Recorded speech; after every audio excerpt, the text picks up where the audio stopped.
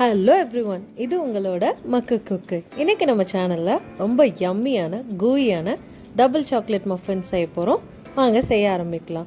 முதல்ல 1.25 கப் நல்லா பால் எடுத்துக்கோங்க. தண்ணி சேர்த்தாத பாலாக எடுத்துக்கோங்க. இது கூட 2 டீஸ்பூன் வினிகர் இல்லைன்னா 2 டீஸ்பூன் எலுமிச்சை சாறு சேர்த்துக்கோங்க. சேர்த்துட்டு இதை லேசாக கலந்துருங்க. இதை அப்படியே ஓரமாக வச்சிடலாம். அதுக்கப்புறமா ஒரு பவுல் எடுத்துக்கோங்க. மிக்சிங் பவுலில் 1/4 கப் உருக்குன வெண்ணெய் சேர்த்துக்கோங்க. வெண்ணெய் உப்பில்லாத வெண்ணெயை சேர்த்துக்கோங்க. இதுக்கப்புறமா இதில் 1/4 கப் எண்ணெய் சேர்த்துக்கோங்க. எண்ணெய் எந்த வாசனையும் இல்லாத எண்ணெயாக இருக்கணும். அதாவது கடலை எண்ணெய், தேங்காய் எண்ணெய் அந்த மாதிரிலாம் யூஸ் பண்ணாதீங்க. நான் ரைஸ் பிரான் ஆயில் போட்டிருக்கேன். கூடவே 1.25 கப் சர்க்கரை எடுத்துகிட்டு அதை பொடி பண்ணி சேர்த்துக்கோங்க. அப்போ ஈஸியாக நமக்கு கரைஞ்சிரும்.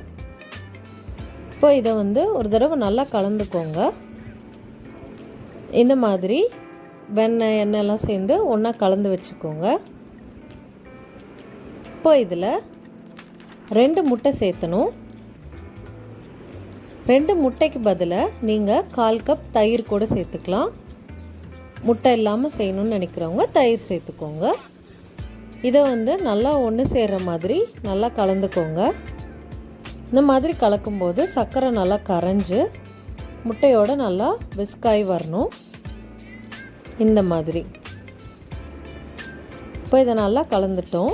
இப்போது ஒரு சல்லடை வச்சுட்டு அதில் 2 கப் மைதா மாவு சேர்த்துக்கோங்க. நீங்கள் மைதாவுக்கு பதிலாக கோதுமை மாவு கூட சேர்த்துக்கலாம். மைதாவை ஸ்கிப் பண்ண நினைக்கிறவங்க. கூட 3/4 கப் கொக்கோ பவுடர். டபுளில் இது ஃபஸ்ட்டு சாக்லேட், அதாவது கொக்கோ பவுடர் சேர்த்துருக்கோம். கூட 2 டீஸ்பூன் இன்ஸ்டன்ட் காஃபி பவுடர்.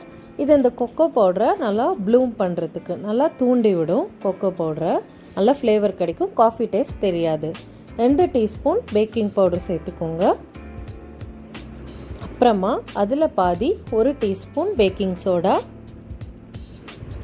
அப்புறமா இது எல்லாத்தையும் தூக்கி கொடுக்கறதுக்கு 1 டீஸ்பூன் உப்பு சேர்த்துட்டு இது எல்லாத்தையும் நல்லா சலிச்சிருங்க.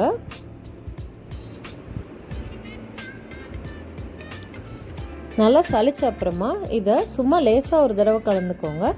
இப்போ ரொம்ப டைட்டாக இருக்கும் மாவு, அதனால நல்லா ஸ்மூத்தாலாம் கலக்க முடியாது. சும்மா லேசாக கலந்துட்டு வச்சுக்கோங்க. இப்போது அந்த வினிகரும் பாலும் கலந்து வச்சோம்ல, அது கொஞ்ச நேரம் ஆச்சுன்னா இந்த மாதிரி கர்டலாகி நல்லா மோராக மாறிடும். இந்த பட்டர் மில்க் ரெடியாக இருக்கப்போ இப்போது இதில் 2 டீஸ்பூன் வெனிலா எக்ஸ்ட்ராக்ட் சேர்த்துக்கோங்க. இப்போது இதை இந்த மோரோடு சேர்த்து நல்லா கலந்துக்கோங்க. இப்போது இந்த மோர் சேர்த்தும் போது இந்த காஃபியும் மோரும் சேர்ந்து நல்லா சாக்லேட்டை தூண்டி விட்டு நல்லா மாய்ஸ்டாக கிடைக்கும். இப்போ இதில் பாதி மோர் உள்ளே சேர்த்துக்கிறேன். இப்போது இந்த மாவோடு சேர்த்து நல்லா கலக்குங்க. நல்ல ஒரு திக்கான பேட்டர் கிடைக்கும். நல்லா எந்த விதமான கட்டியுமே இல்லாமல் இதை நல்லா கலக்கிக்கோங்க. லம்ஸ் எதுவும் இருக்கக்கூடாது. நல்லா கலந்திங்கன்னா லம்ஸ் எதுவும் இல்லாமல் இந்த மாதிரி ஸ்மூத்தான பேட்டர் கிடைக்கும். இப்போ பேட்டர் நல்லா திக்காக இருக்க மாதிரி தான் இருக்கும். ஆனால் இன்னும் நம்ம பாதி சேர்த்தலை. இப்போ மீதி இருக்க இந்த மோரையும் உள்ளே சேர்த்துடலாம். இந்த மோரோட ஒர்க்கே இதுதான். நல்லா பேட்டரை சில்கி ஸ்மூத்தாக்கி நமக்கு வேகும்போது நல்லா மாய்ஸ்டான இன்சைட் கிடைக்கும், ட்ரை ஆகாது கேக்கு. அதுக்காக தான்.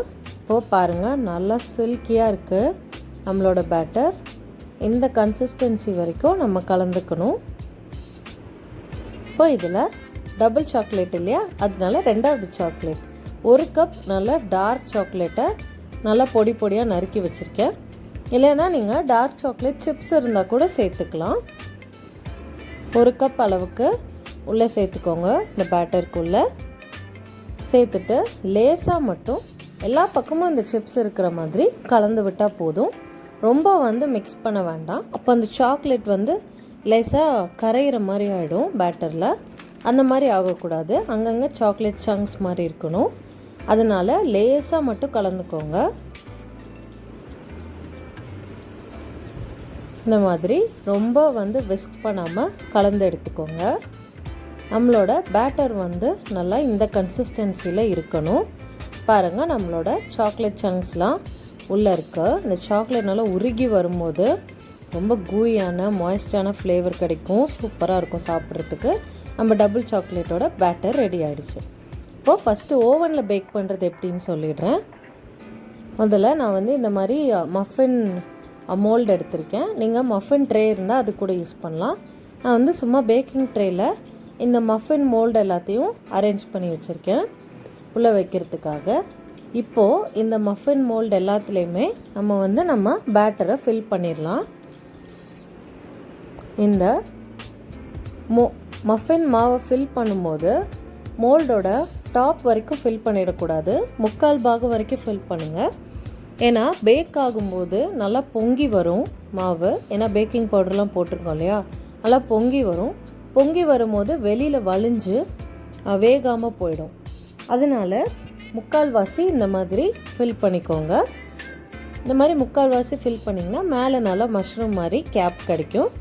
அழகாக இருக்கும் நம்மளோட மஃபின்ஸ். இப்போ இதை பேக் பண்ணுறதுக்காக ஓவனை 180 டிகிரி செல்சியஸ்க்கு ப்ரீஹீட் பண்ணிக்கோங்க. ப்ரீஹீட் பண்ணதுக்கப்புறமா ஓவனை உள்ளே வச்சுட்டு 15லேருந்து 20 நிமிஷத்துக்கு விடுங்க, பேக் ஆகிடும். இப்போது அடுப்பில் பேக் பண்ணுறதுக்காக நம்ம அடுப்பை பற்ற வச்சுட்டு மீடியம் ஃப்ளேமில் வச்சுக்கோங்க. ஒரு திக் பாட்டமாக இருக்கிற கடாய் வச்சுக்கோங்க. அதுக்குள்ளே தூக்கி வைக்கிறதுக்கு ஒரு ஸ்டாண்ட் வச்சுருங்க.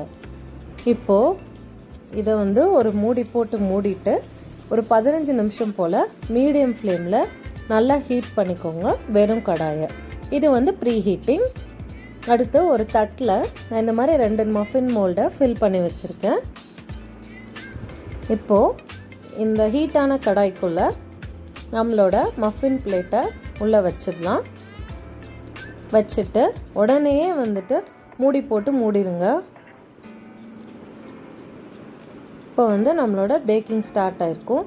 நம்ம மூடியில் சின்ன ஹோல் ஏதாவது இருந்ததுன்னா ஒரு டிஷ்யூ பேப்பரை வச்சு க்ளோஸ் பண்ணிடுங்க. ஹோல் எதுவுமே இருக்கக்கூடாது, காற்று வெளியில் போகக்கூடாது. இதை அப்படியே லோ ஃப்ளேமில் வச்சுட்டு ஒரு 20 நிமிஷம் பேக் பண்ணால் ரெடி ஆகிடும். இப்போது நல்லா 20 நிமிஷம் ஆகியிருக்கு. நம்மளோட ஓவனில் பேக் பண்ண மஃபின்ஸ் எப்படி இருக்குன்னு பார்க்கலாம். ஓவனில் பேக் பண்ண மஃபின்ஸ் நல்லா ரைஸ் ஆகி வந்து மேலே நல்லா அழகான கிராக் டாப்பு ரொம்ப க்யூட்டாக வந்து பேக் ஆகியிருக்கு. நம்மளோட மஃபின்ஸ் நல்லா டார்க் ப்ரௌனில் சாக்லேட்டியாக இருக்குது. யம்மி. அடுத்ததாக ஸ்டவ்வில் பேக் பண்ண மஃபின்ஸ் எப்படி இருக்குன்னு பார்க்கலாம். இதுவும் அதே மாதிரி நல்லா ரைஸ் ஆகி வந்து பேக் ஆகியிருக்கு. லேஸாக ரைஸ் ஆன ஹைட் மட்டும் கொஞ்சம் கம்மியாக இருக்க மாதிரி இருக்குது. பட் டேஸ்ட்டில் எந்த டிஃப்ரென்ஸும் இருக்காது. So don't worry. இப்போ நான் வந்து இந்த மஃபினில் ஒன்று வந்து கட் பண்ணி உள்ளே எப்படி இருக்குன்னு காட்டுறேன். நான் வந்து ஹாஃபாக கட் பண்ணியிருக்கேன். பாருங்கள், அந்த சாக்லேட் உருகுனதுலாம் தெரியுது பாருங்கள். இதான் அந்த டபுள் சாக்லேட்டுன்னு சொல்லுவாங்க. நல்லா கேக்கியாக அந்த கொக்கோ பவுடரோட லேயர் ப்ளஸ் நம்ம ஆட் பண்ண அந்த சாக்லேட் சங்க்ஸும் உருகி நல்லா யம்மியாக இருக்கும். சாப்பிடும்போது வாயில் கரைஞ்சிரும். இந்த யம்மியான ரெசிப்பியை கண்டிப்பாக வீட்டில் ட்ரை பண்ணி பாருங்கள். கிட்ஸ்லேருந்து பெரியவங்க வரைக்கும் ரொம்ப பிடிக்கும். இந்த வீடியோ பிடிச்சிருந்தா லைக் பண்ணுங்கள், கமெண்ட் பண்ணுங்கள், ஷேர் பண்ணுங்கள், மறக்காமல் சப்ஸ்கிரைப் பண்ணிவிடுங்க. தேங்க்ஸ் ஃபார் வாட்சிங். என்னோட ஒரு வீடியோவும் சண்டே போடுவோம், பார்த்துருங்க.